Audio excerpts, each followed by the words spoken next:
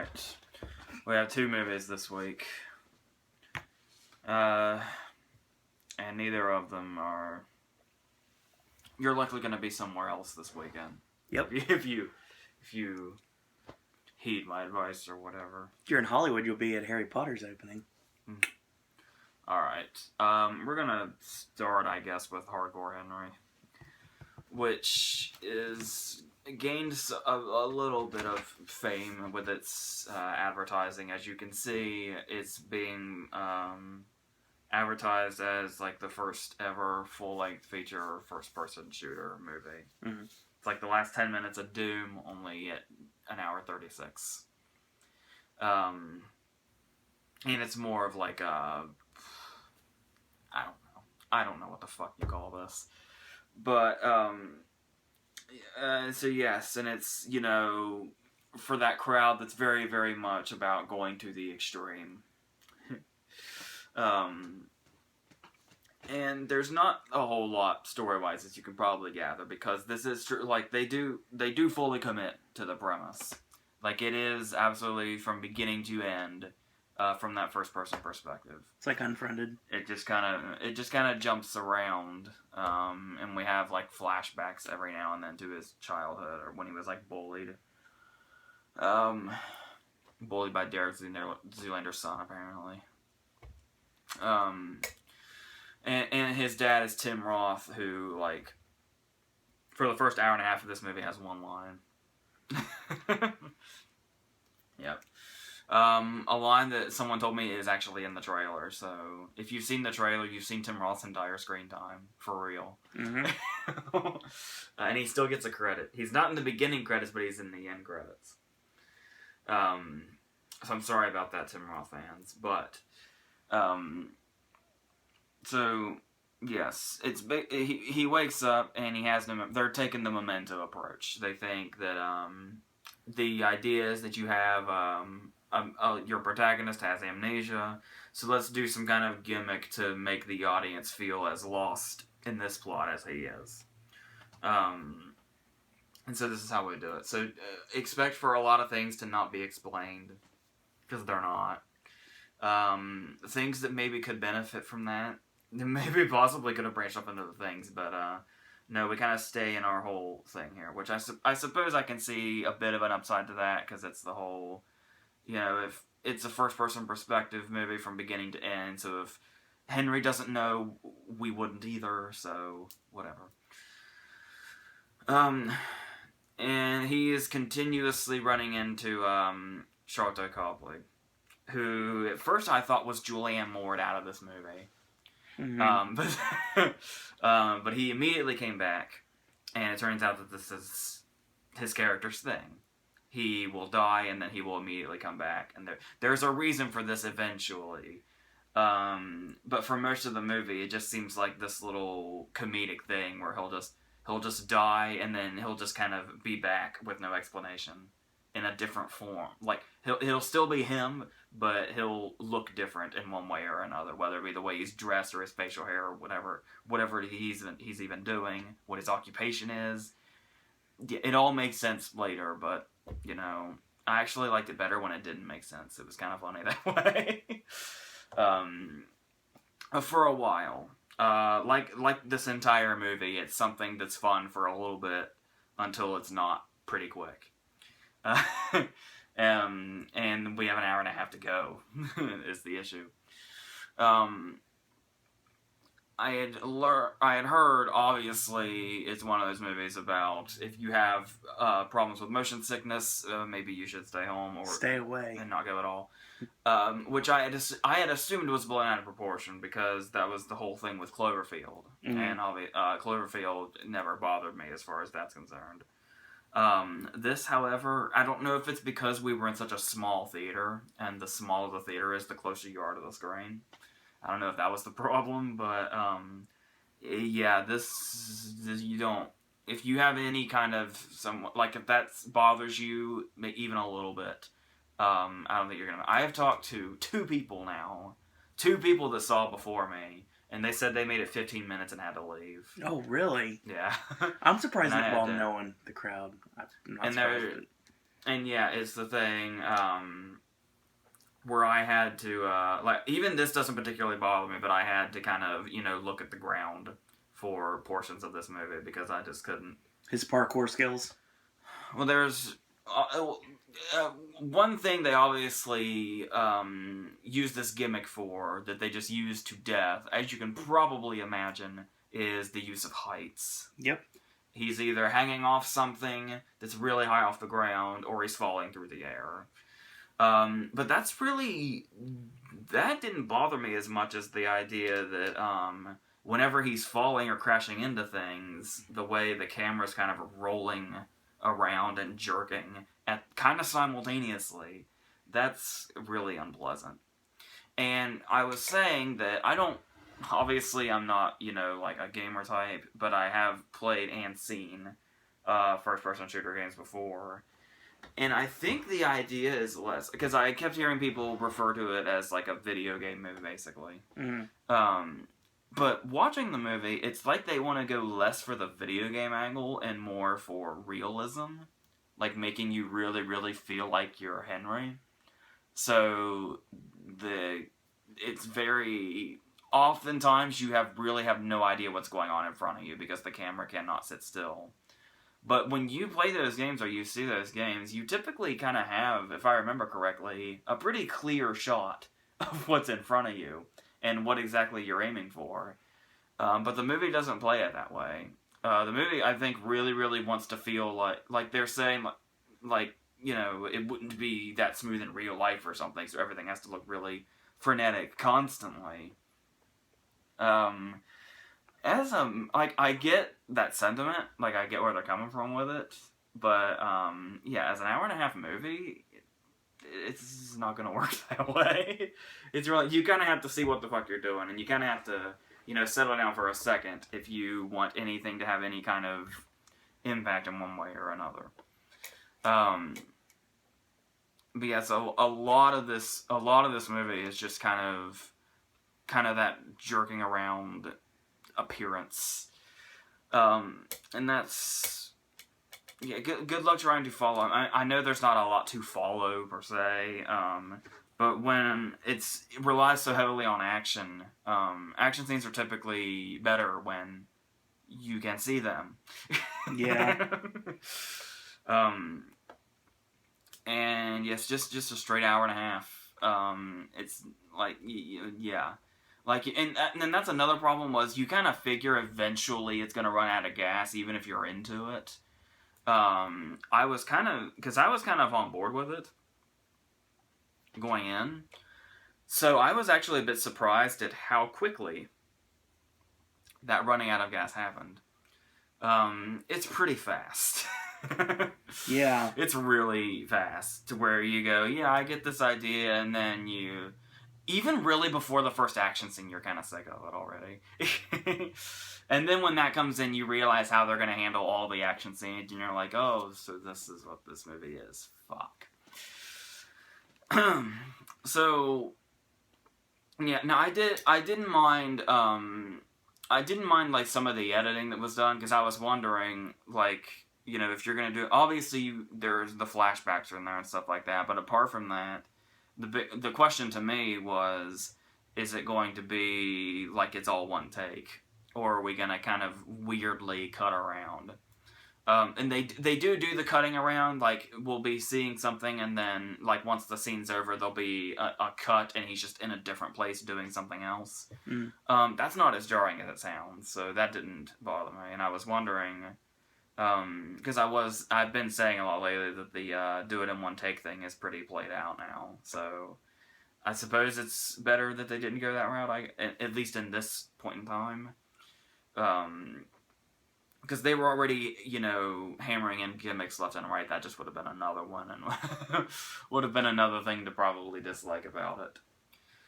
And yeah, but that's the thing, though, is it's not just...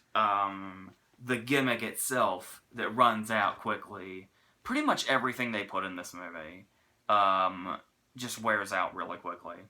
Because throughout watching it, I couldn't help but notice that throughout the entire movie, there's a small group of scenes that play out together, and this group of scenes is what the entire movie is on a loop. It's like the same group of scenes happens like 5 or 6 times over, and then we're at the climax. Because he'll be running around frantically, and then he'll run into a version of Charlotte Copley, and then Charlotte Copley will be killed, and then he'll run around some more, and then he'll run into his wife, who is in his grasp and then is out of his grasp throughout the whole thing, and then the villain will show up, and the villain will monologue, and then we'll go into an action scene, most likely involving heights. And then there'll be some kind of shock death, like one of those deaths that kind of supposedly comes from out of nowhere, and makes you go like, oh man, that dude's head exploded, that's insane. Everything I just said plays out pretty much in that order, just over and over and over and over again throughout the entire movie. And that's, yeah, just the whole thing is just, you just get so tired of it really fast. And they're throwing every damn thing into this. Whether it be the gore or the nudity or all that, they just desperately want you to think this movie is totally awesome.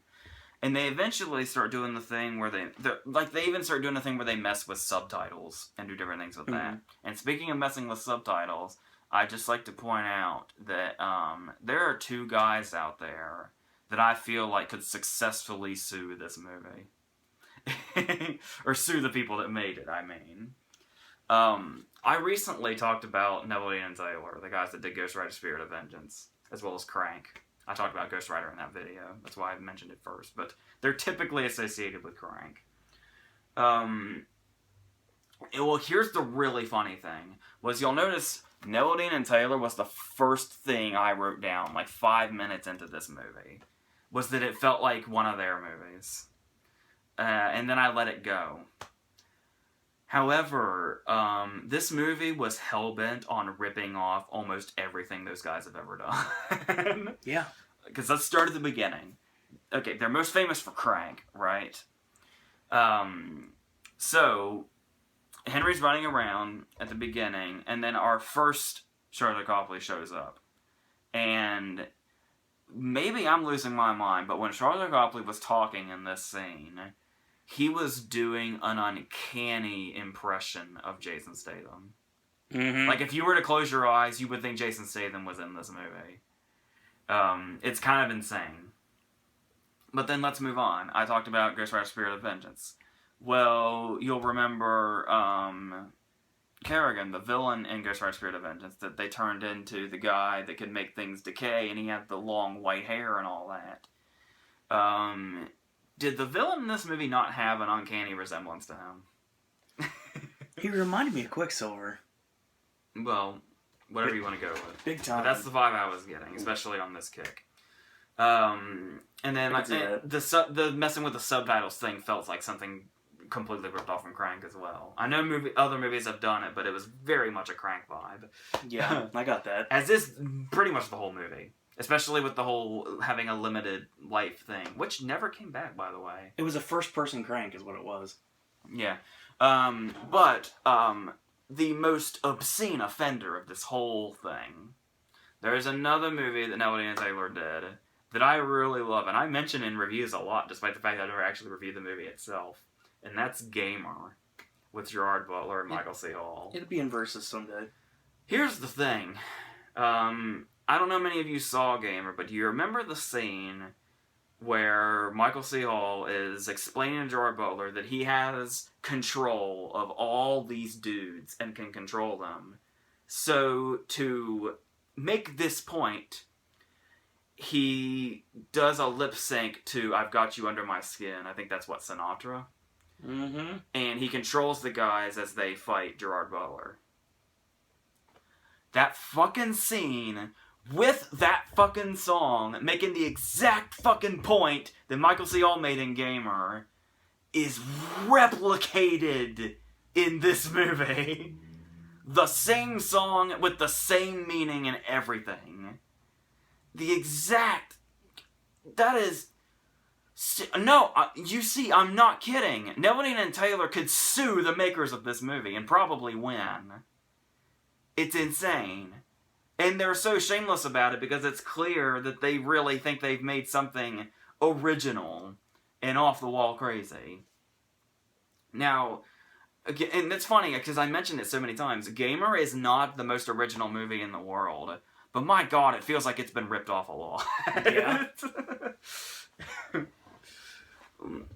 It's, yeah. So, I just want to put that out there. I mean, that just blew my mind. I could not believe that they actually did that. It's like, if you're gonna make the exact same scene, use a different song at least to hide it a little bit. I don't know. And if this guy wants to say that he hasn't seen Gamer or any of Nolan and Taylor's movies, you're a fucking liar. There is no way all of this stuff is the exact same. Accidentally. There's just no way. No. Like, coincidences happen, but no. There is no fucking way all these things are coincidences. If they were, like, producers on this movie or something, maybe. But I don't recall seeing either one of their names on this.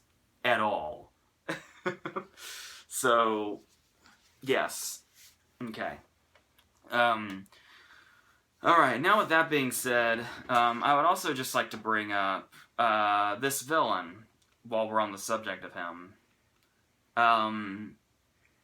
We don't get a whole lot of backstory on him. We just know that he wants to create an army of super soldiers. Kind of like Michael C. Hall in Gamer. Yeah. So, what he does is he's building this army. He's got this whole thing going on. He's got like a whole shitload of them. Which, of course, Henry will have to single-handedly fight at the end. Like Gerard Butler did. Question, though. For a reason we are never told, this guy, this villain, has basically the powers of Emperor Palpatine, among many other people. This dude can, like, lift shit with his mind without touching them. And he has all these different kinds of superpowers. He can, like, float. It's like he was in Chronicle. He's like Dane DeHaan in Chronicle.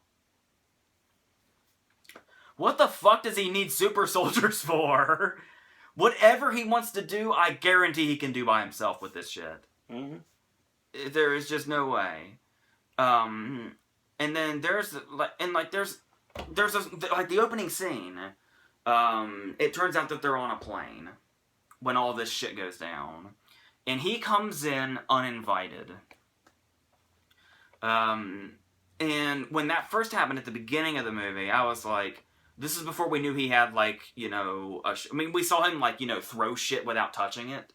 But we weren't really sure the extent of his powers.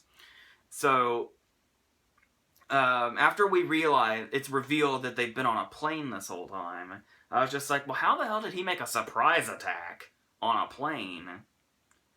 Well, once you see what he's capable of, it becomes very apparent how he could make a surprise attack on a plane with nothing more than his own body. Why in God's name would a guy like this need an army? And maybe that wouldn't bother me so much if it weren't for the fact that that is the whole plot of the movie. That this guy's putting an army together. Which basically goes to show you, this movie exists only for the sole purpose of, hey look, we can do the first-person shooter thing as a full-length movie. Which is really odd considering that they clearly had quite a devotion to this. Like I said, I totally, I like their commitment to the premise and all that. But, the first person opening of the Brothers Grimsby. The Brothers fucking Grimsby. Mm-hmm. Kind of beats most of, if not all, the scenes in this movie. I agree. Which is a weird thing to say. Yeah, it's... So, yes, there was certainly potential here. I don't know where it went, but it's just the whole movie is just very, very the word unpleasant kept occurring to me.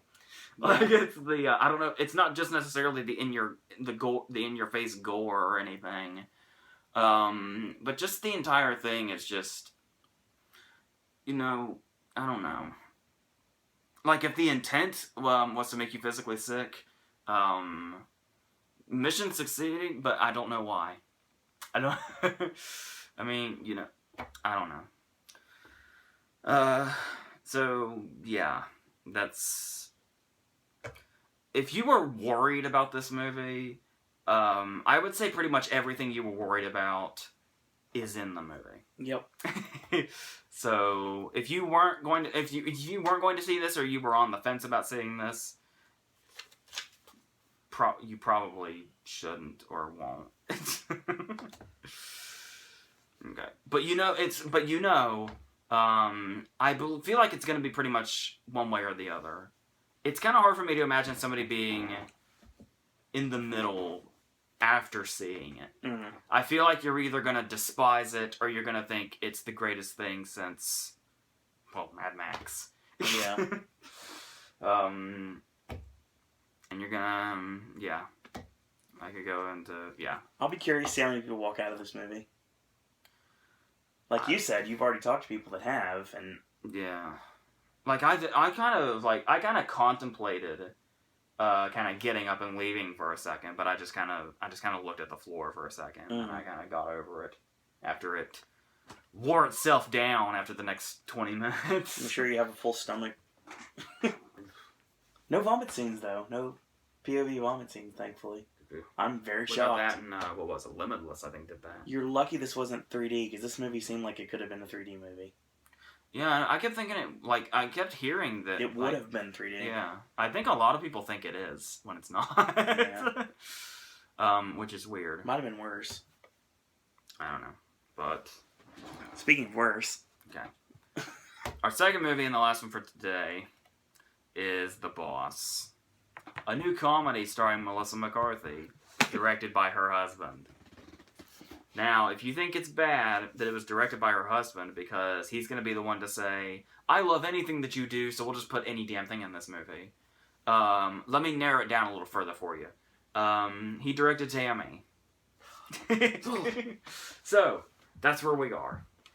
Paul Feig finally had a fluke with Spy. But then she decided, let's go back to Tammy territory. Let's do that. Just before Ghostbusters. She's going to have a bad year. Obviously, I don't have any opinion on Ghostbusters yet, but I hear the opinion everybody else has is incredibly unfavorable. She's going to have a bad year. So, okay. Where do we begin? The movie starts off with she's a small girl and she's in an orphanage. And we're ripping off the opening scene of, yep, you heard me correctly, we are ripping off the opening scene of Problem Child. Yep. Which is hilarious. I just went to a John Ritter thing on Wikipedia here. So, she's at the orphanage. She gets adopted. She's so bad, the parents bring her back. And this happens, 3 times. 3 times. And if this isn't enough, we cut immediately. There's no transition. Like, you would think, since we're starting with her childhood, there's some kind of, let's figure out how she got to be where she is. Because she's like, a billionaire, and she's got assistants that, grovel to her. And she's just completely rich off her ass. Right.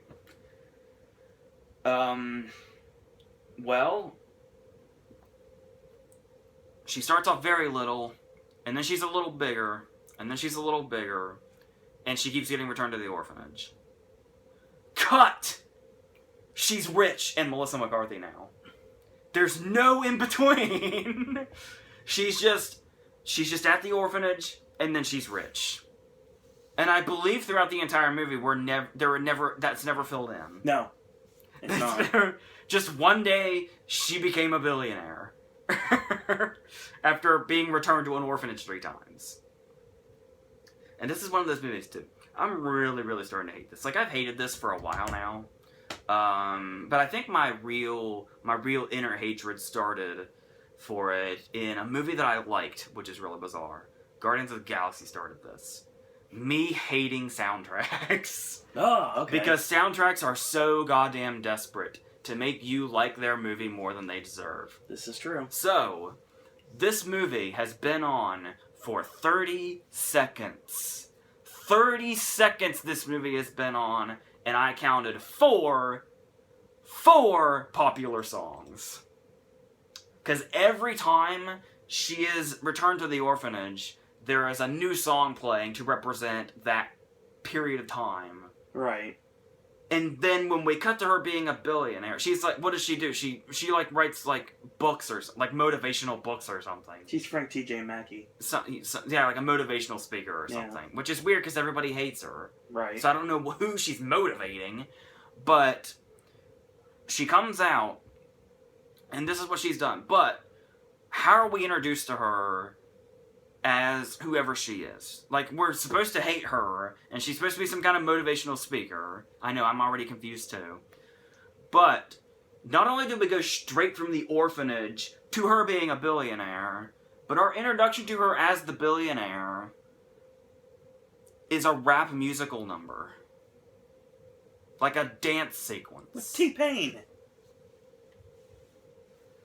This is our opening. This is our fucking opening. Needless to say, the quality kind of stayed about the same level the whole time. And our other main character is Kristen Bell, who is her assistant, who does not become her assistant because she gets arrested, obviously. She's Jordan Belfort at the beginning of the movie. It's like this, if there was a female Wolf of Wall Street and then that movie had a sequel. That went straight to video. That's what this is. I guess we're assuming that remake of the Wolf of Wall Street was really shitty. But anyway, and now Kristen Bell was the one that she originally walked all over, but now she has to grovel to. You get it. So, and then it kind of somewhat turns into Blue Jasmine. The way she goes to her apartment and has to, like, wait for her, and then she, like, lives there, and then she... I don't know, that was weird. But, anyway, maybe it's because Bobby Cannavale is normally in these movies, and I was thinking back to him, and that brings me to Blue Jasmine, I don't know. But anyway, we have talked way too much about Woody Allen in the Boss review. So, continuing on with this. And while we have Kristen Bell doing her thing and McCarthy doing her thing, this movie has a villain. We'll ignore just how fucking stupid that is in and of itself, and talk about the fact that our villain is Peter Dinklage. Doing I don't know what the fuck. Because he started off Peter Dinklage-like, we see in a flashback. And then she betrayed him in order to get rich. That's the most we get for a transition, but even we don't really know what's happening in that scene. And then this betrayal causes Peter Dinklage to go from normal Peter Dinklage to... What was he even doing? Is that... He came off very French? Zoolander, like... What? I don't know. But he's a villain now that pronounces his name differently and more fancily. I don't know. Stop asking me. I don't know. I can hear you asking me. Stop. I don't fucking know. So anyway, if you think this is fucking stupid right now, the plot continues. Actually, we haven't even started yet. We haven't even gotten to its plot yet. Believe it or not. What our actual plot here is, if you can call it that. Well, first off, it's one of those movies where Kristen Bell has a daughter, but she's single. And Melissa McCarthy is kind of coming into her house, but she's all, I'm emotionally distant because I'm whatever. So, immediately she's going to have a connection with the daughter. However, I was just like, yeah, that whole cliche, that'll be on the side or something. No. It kind of the whole movie from that point on. I just spit everywhere. That's how I feel about this plot. So, this becomes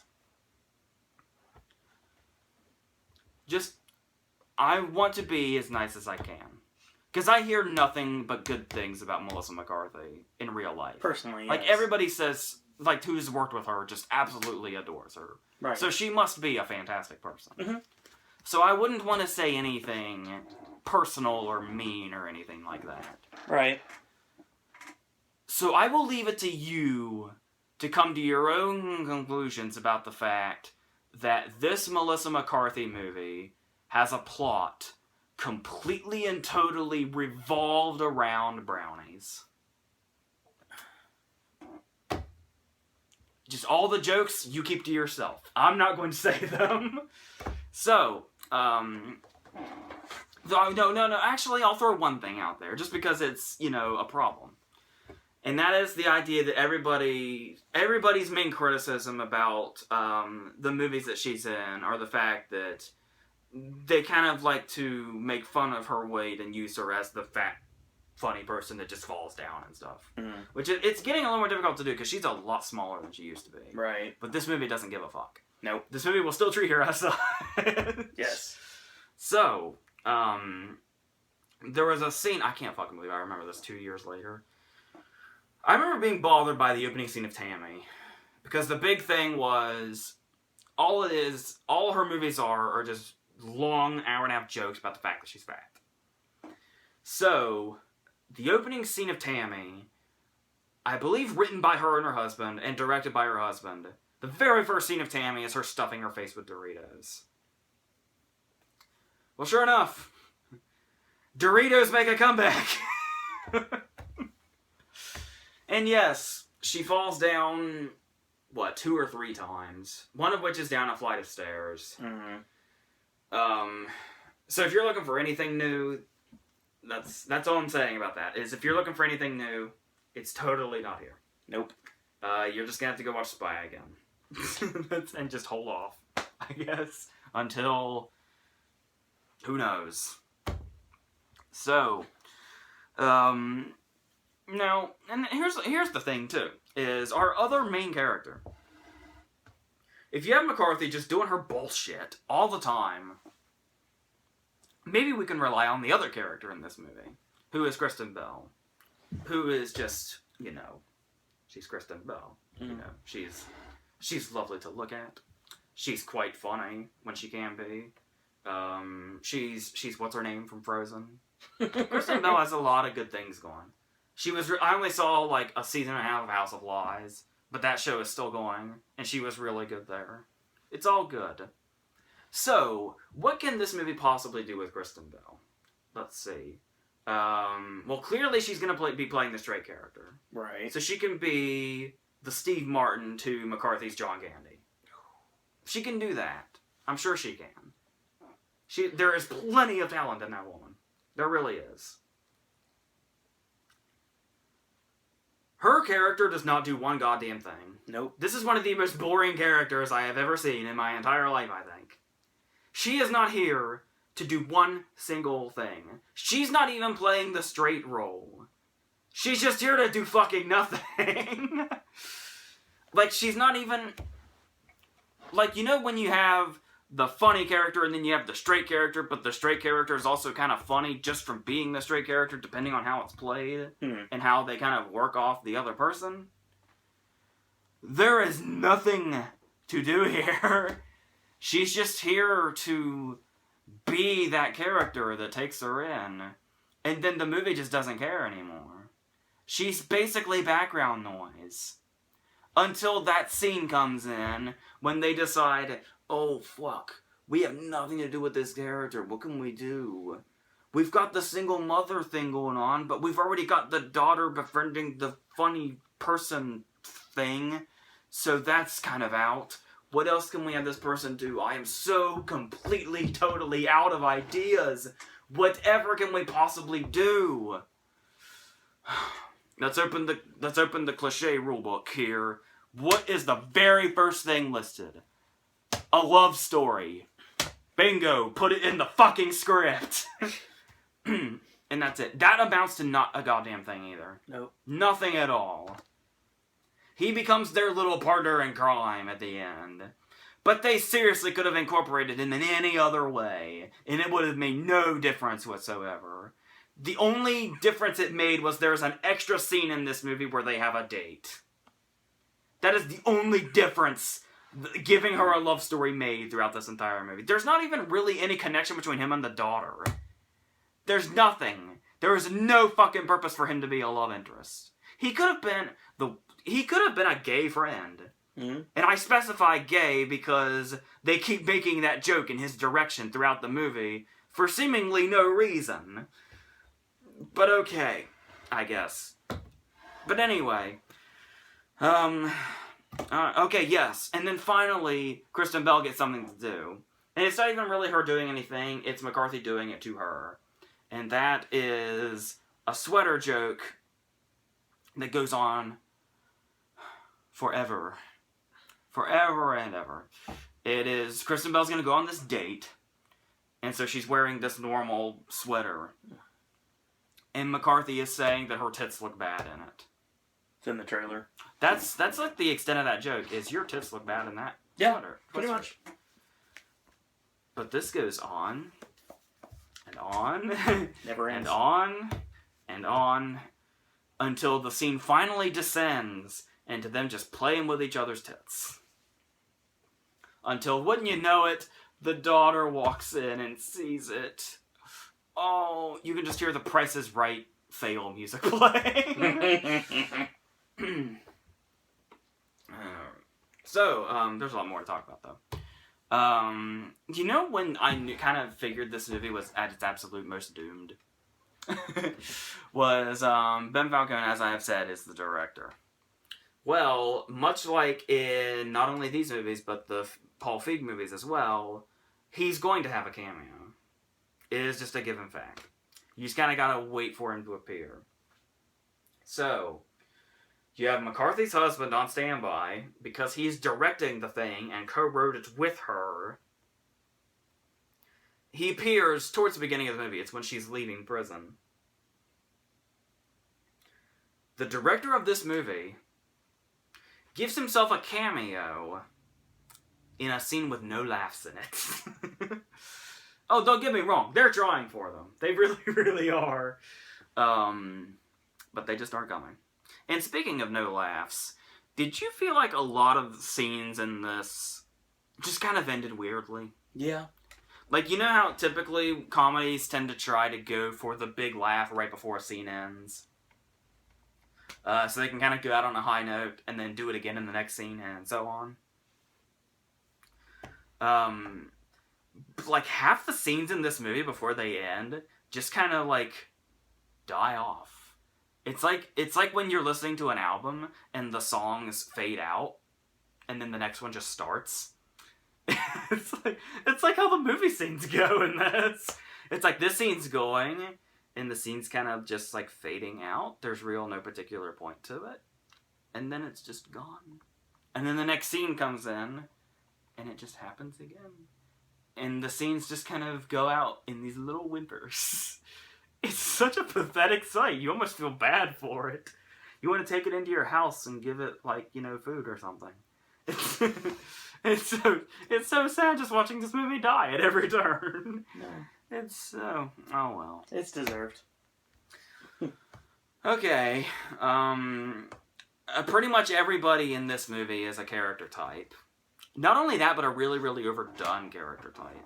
Because there's McCarthy doing her whole thing. And then you have the Girl Scout moms. And then you have the guys like Michael McDonald and them. Mm-hmm. Or, God, he can be doing much better things. Michael McDonald, Cedric Yarbrough, and Kristen Shaw are all wasted in this. But they're the guys that go to the country club and they wear the purple sweaters and they might have been wearing scarves, I don't know. That's what this whole movie consists of. It's just character types and boring ass Kristen Bell doing not a damn thing. Her pulling people in close so she can curse at them. That is so stupid. Well, that's just her doing her. If I say fuck enough times, it's funny every time. You know that thing she tried to start in the Heat. It was working with everybody in the theater but us. Not really. I heard a lot of silence from those people. Not the people beside us. I don't know. But then, and then there's a scene that I kind of feel like was trying to be a little bit of Anchorman, where I think it's supposed to be like the big money scene of the whole movie. Mm. I think it's supposed to be like that. Every movie kind of has that one big scene they want you to really, really take home with you and really remember and go with it. Yeah, the movie was great, but that scene in particular was the total highlight. This is a brawl in the street with the Girl Scouts and then the other Girl Scouts and the moms, and then there's the fire is what was giving me Anchorman vibes. Mm-hmm. I think this is supposed to be the big scene, but it's just... What the fuck is this even about? What is this for? Is this really, like, our peak? Pretty much. I don't know. Speaking of brawls, this is a movie that just is astonishing because I've already told you that it is so insane how uninteresting of a plot you can possibly have in a broad comedy. Like, maybe an indie movie could pull this off. Like Butter. Remember Butter? The movie with Jennifer Garner about sculpting out of butter? Yes. That was an indie movie. Yeah. And that perfectly fit in an indie movie. That was fine. This is a broad slapstick comedy about making brownies. Which, by the way, in no way are the slapstick and the making of brownies ever brought together. No. Not that they need to be, but it's just kind of... With this movie, seems like a lost opportunity. Interesting. It is a movie with Melissa McCarthy doing her thing and playing a billionaire that has rap dance routines. And then she befriends a mother and her daughter and makes brownies. What exactly happened during the writing process that we ended up with this movie ending with a sword fight? Yeah, that was weird.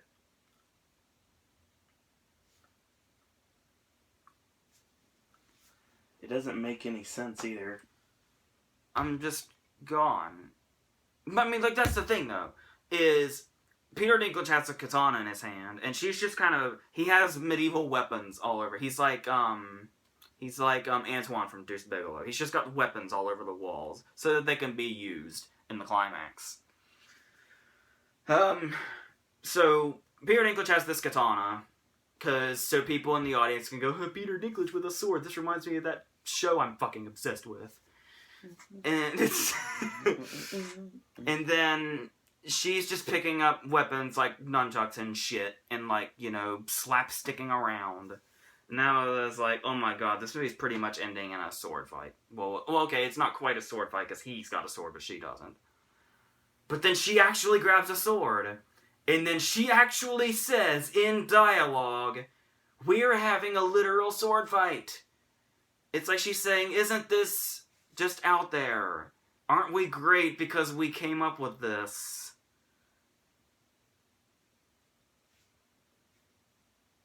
Yep.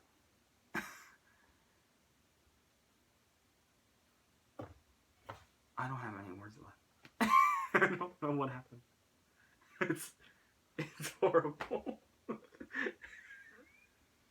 Batista's in this movie? He's not even credited? I don't even remember him in it. That's a bad thing. Why? Was he listed as anything? What did it say? Yeah, Chad? Nope. Nope. Not any bells. So, let me just make sure I didn't miss anything. And then we will wrap this up.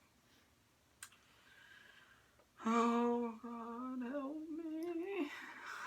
Please tell me there's no more after. Looks like we're done. Okay. There was supposed to be a couple more reviews on this video, but because of these movies, they have been pushed to another week. That and your sleeping schedule. I think we're done now. Why, you giving people a hint about next week for Versus? In essence. Kind of. So, real quick before we end, star amounts. I don't even need to ask. Hardcore Henry. 1.5. And The Boss. I was gonna say 1.5. Because I was feeling a little merciful last night. Because I was like, I kind of feel like this movie has a heart in there somewhere. Like the scene, it's almost a nice moment when she's given the small picture by the daughter. Right. It's like this big.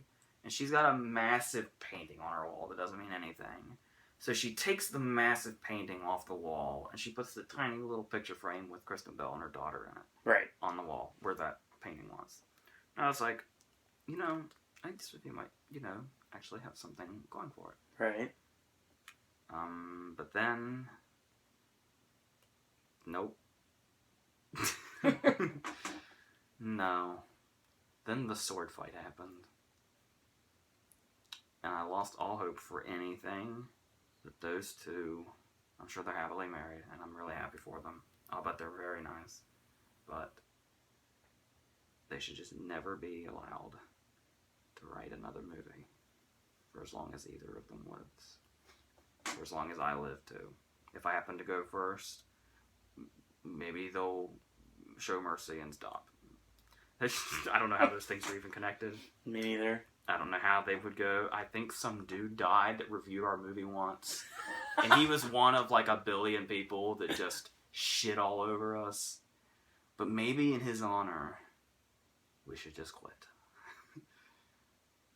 It's not impossible, I suppose. They could just have an epiphany one day. I don't know. This very random way to end the review. This Oscar-nominated actress. Oh, don't remind me about that. No, don't think about where it came from. Just in general, she is, whether we like it or not, an Oscar-nominated actress. Yeah. And what she has decided to do with this is this. And what's really funny is the one time she won me over as an actress was in a movie I really didn't like. Yeah. I like the movie, so we're even. I don't care. I know. I don't care about anything anymore. Peter Dinklage and his katana have ruined me. Oh God. This one, okay, maybe I'll be back next week and things will be better. Next week we've got The Jungle Book, we've got Criminal, and we've got Barbershop. We've got Jon Favreau. We've got Criminal. I hear Criminal doesn't look good, but it's got a badass cast and it's the director of The Iceman. Mm-hmm. I don't know. That sounds like promise to me. And then, what was the third one? Barbershop. Those are always good movies. I don't mind them. Yeah. And we have Demolition at some point. Someday. Not around here. Not around here. Exactly. Versus this week, your cryptic comment is Mary, and Gaming with Ash returns on Monday, wrestling content throughout the week, and Horror Nights content returning soon. So that being said, I want to thank you guys and girls out there for watching. Wait a minute, you didn't give a star amount. Oh, no, I didn't. No, you didn't. You rambled, and I think you were about to give the first ever non-star movie. No, because the rating system starts at 1, with 1 being the lowest. It's 1. Alright. That being said, I want to thank you guys and girls out there for watching. Hey, Jay, any parting words? Just no words at all.